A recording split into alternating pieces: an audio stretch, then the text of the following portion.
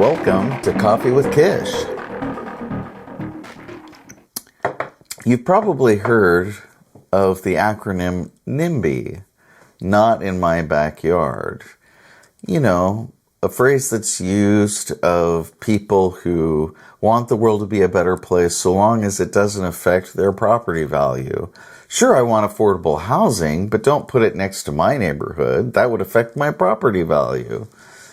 There's a similar phrase in Mormonism, not in my ward. In Mormon online discussions, it usually has nothing to do with property values. Instead, it has to do with conversations between disaffected or ex-Mormons and people defending the LDS faith.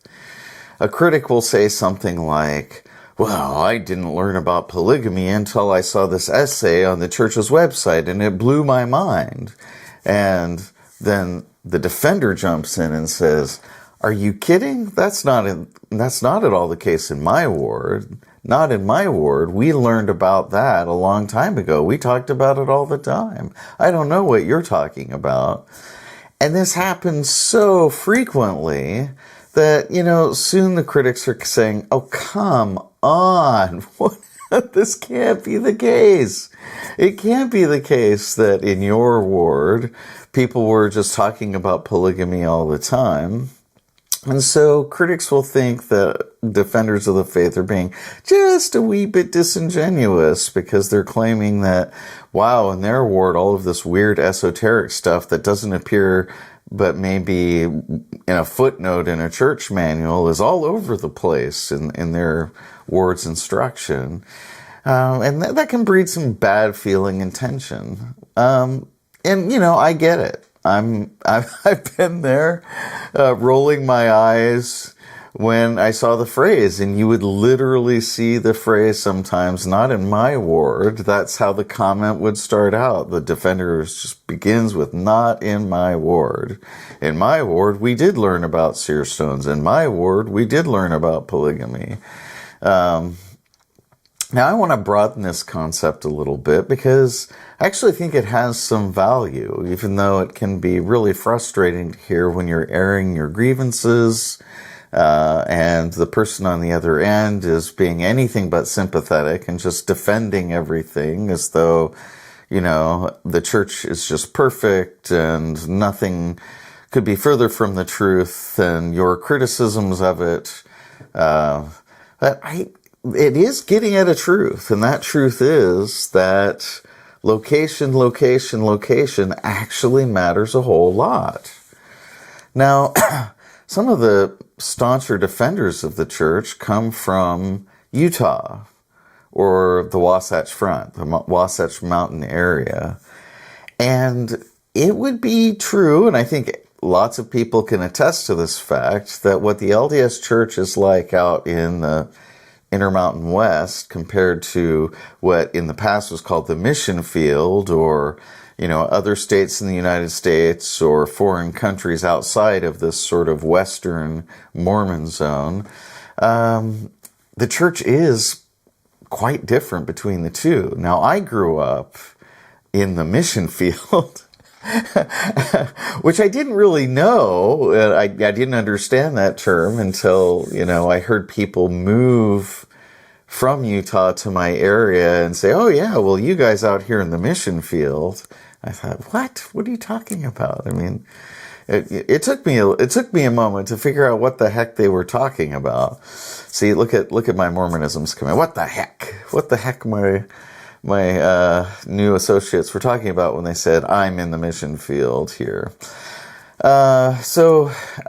Location matters. And many of us who didn't grow up in that behind the Zion curtain, as ex-Mormons will often call it, those of us who grew up outside of Utah, we actually kind of, we were slightly prejudiced against those people who came from Utah because they were different and they kind of had a snootiness about them.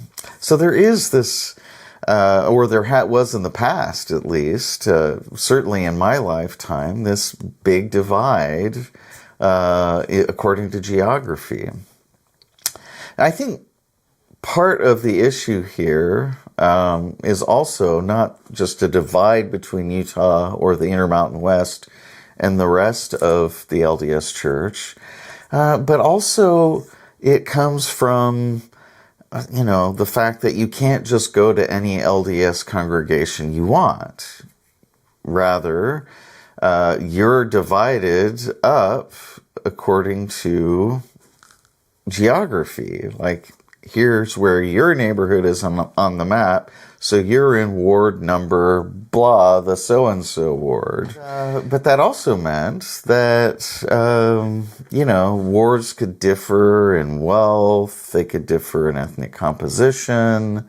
There could be really drastic differences between wards, even in the same town. And people would actually move to get out of a particular ward because they disliked the congregational leaders, like the bishop, or, we have this idea of bishop roulette. In other words, you can have a bishop you thought was great, and you're geographically in his ward because that's where you live, and then suddenly he's released, and he's replaced by some guy that you don't agree with at all, and your life is hell, and you're not getting a temple recommend.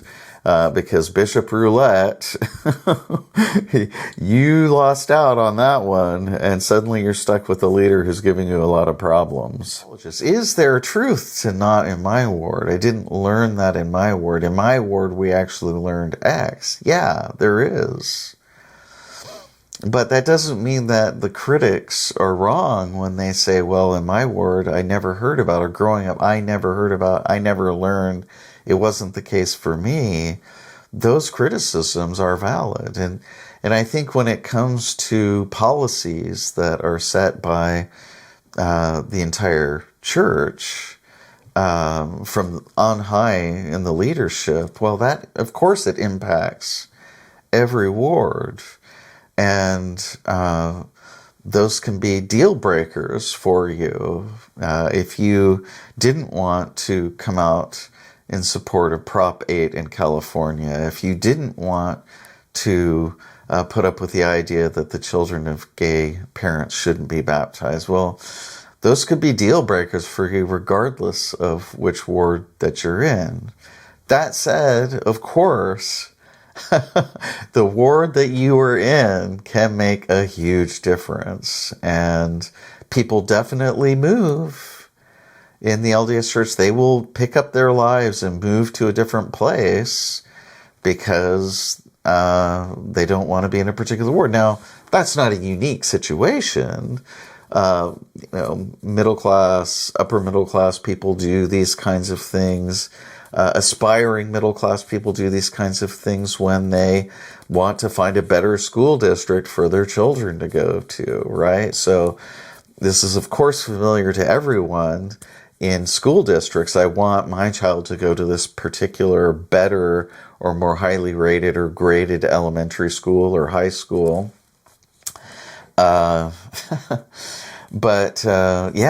with the ward situation, it's very similar because you can't just say, oh, well, I don't like this ward that I'm in. I'm just going to go to this other congregation across town. Can't do it. No. I mean, sure, you could visit, right? But you really can't go there regularly. And if you are going there regularly, you're doing that really against the policy of the LDS Church. Anyway, that's Coffee with Kish. Thank you for joining me for this, and I hope to see you next time. Please like and subscribe.